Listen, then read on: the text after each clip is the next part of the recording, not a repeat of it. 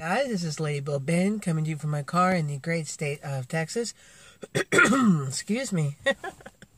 So today I want to bring you a parable. It is the parable of the lost Easter egg. This is going to illustrate a point about the types of people that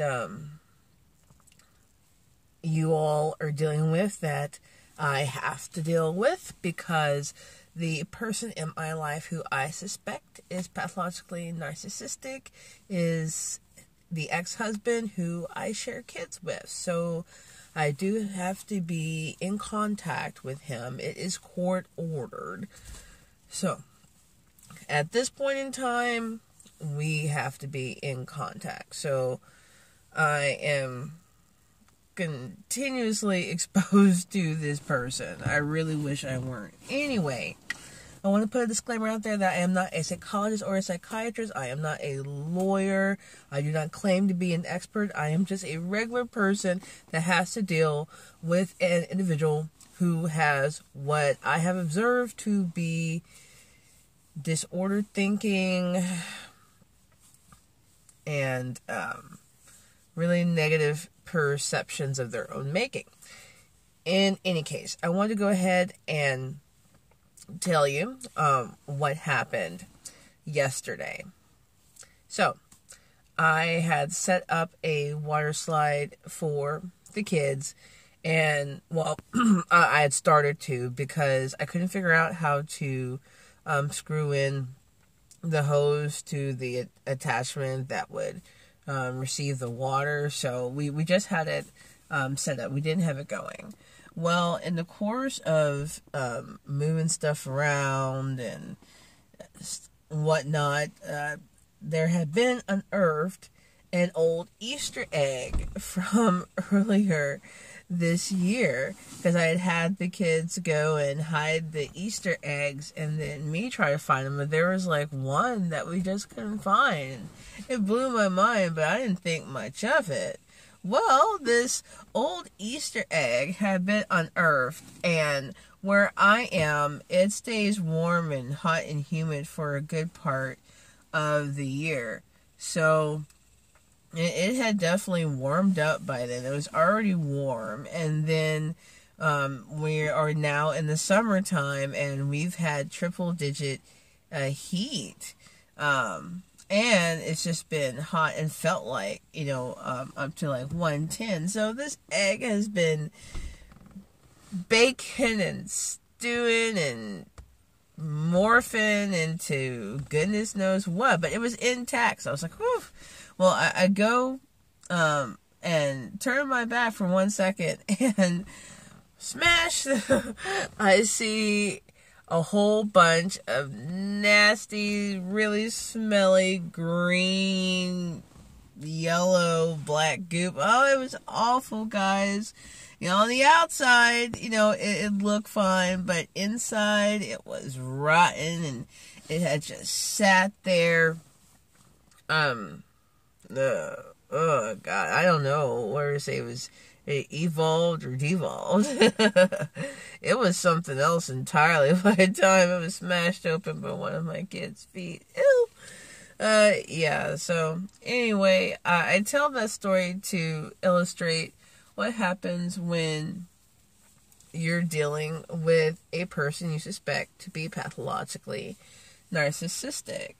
They're good at putting on a false front and acting like everything's okay and acting like everything's fine. But if they feel insulted or slighted, not respected, once they feel the need to be superior to you and right, after you have, innocently, corrected something that they said that wasn't factual, or you clarified something that they took offense to. No, how they feel is what is fact, and they'll just sit with it inside, and they'll wait for the right time to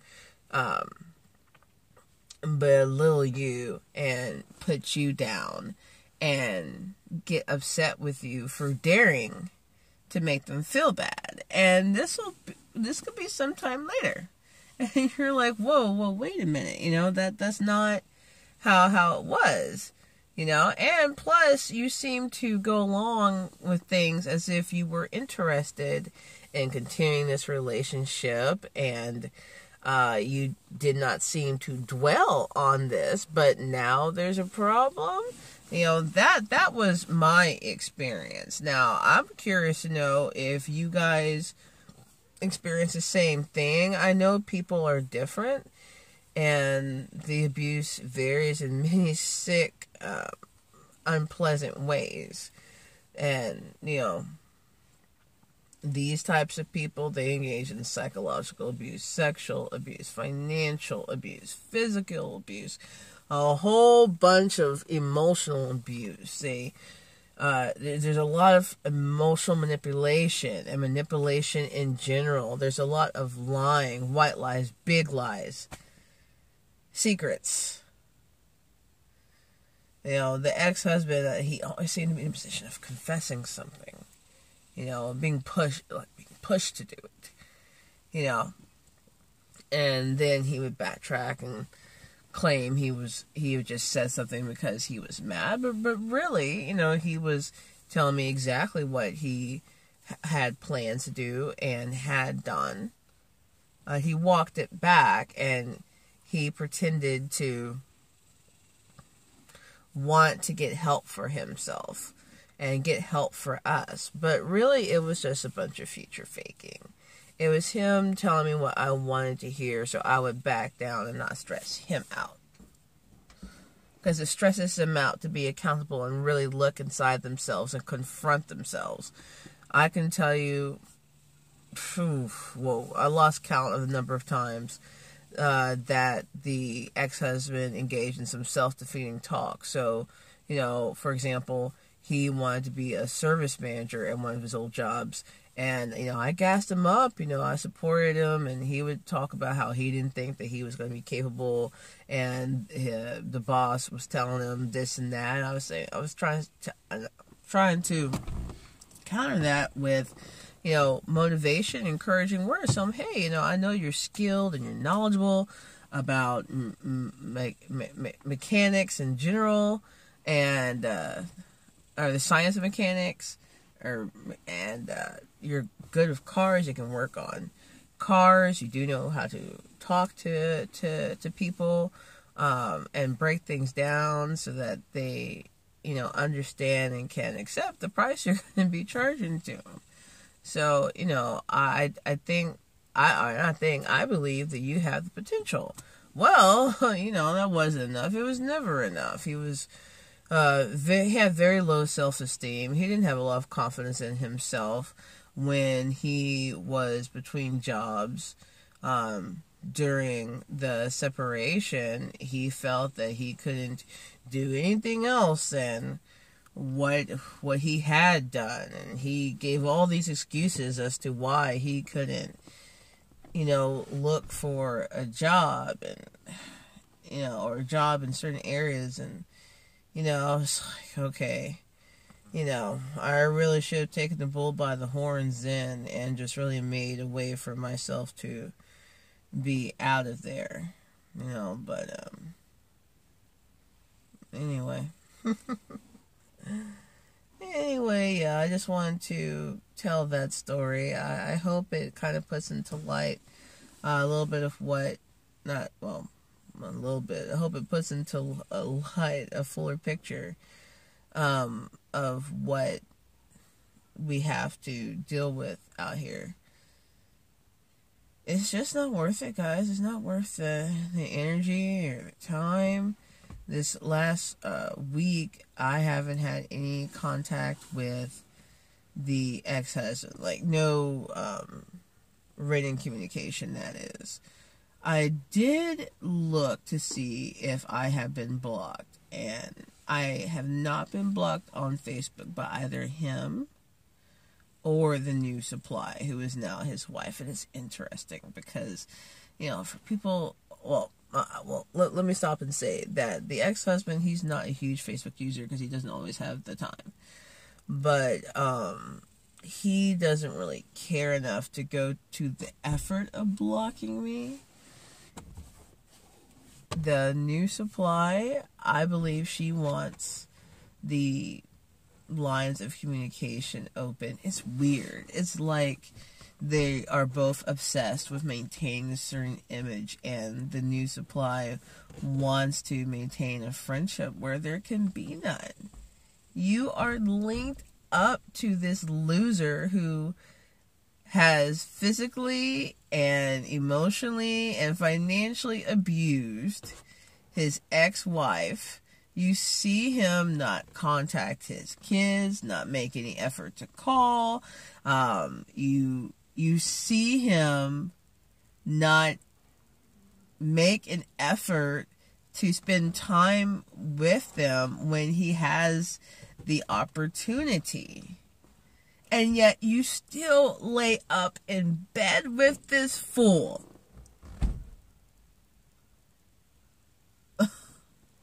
And you want to be friends with me? You want to keep an open line of communication? No, ma'am. Now, I had decided to do this so that I could keep the peace, and because I don't like communicating with the ex-husband, I thought it was the lesser of two evils. But the new supply, I think she secretly likes that she's head woman in charge, and now we've switched roles. I'm the secondary backup supply, which is negative supply, which makes the ex-husband feel superior when I react to him, you know, and give him any sort of attention, any sort of really negative, really positive. He laps that up because he can use it to point the finger at me, you see.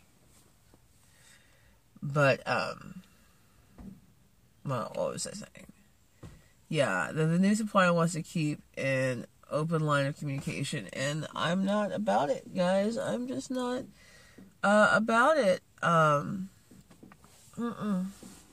yeah, they haven't blocked me. The ex-husband probably doesn't care enough to do it, and she, I don't know, she's trying to force a friendship. Like, she shared some things about her baby with me, or she'll ask me some questions about the daughters that I share with the ex-husband, and I'm kind of like, why are you talking to me? You totally are a two-faced piece of shit. Can't even call you a woman coward. But you have the nerve to step in my face and think I'm stupid enough to be friends with you, start talking with you, start giving me information. I've made some missteps, guys. In terms of her. But I've cut that off. I don't want to speak to her. I don't want to speak to her. Now, this past Friday was the ex-husband's court date to have his DWI case dismissed upon completion of all the requirements for his pretrial intervention program for his DWI charge. Now, it got back to me that his truck was spotted out in front of a bar that is down the road from where I live. The truck was described to me, and it matched the description of the ex-husband's truck. This was spotted a couple minutes before 1:37 p.m. in the afternoon. So, guys, he allegedly went from his court appearance downtown, which is around, it was 9 a.m. or so. So I suspect maybe he was there. I don't know. But, you know, he was at least there for, I would assume, for like an hour. Let's just say an hour. So even if it took a couple of hours, he's still, he's so intent on drinking that he rushes from wherever he is to go to a bar right down the road from my house. I gotta tell you guys, I was a little panicky when I heard that. I got really nervous and anxious. I went by the bar after finishing up from where I was, and I didn't see his truck, so I can't confirm whether or not he was there. I just got a report that he was. But it's going to be a bumpy road ahead, and the new supply, she'll see that egg, right?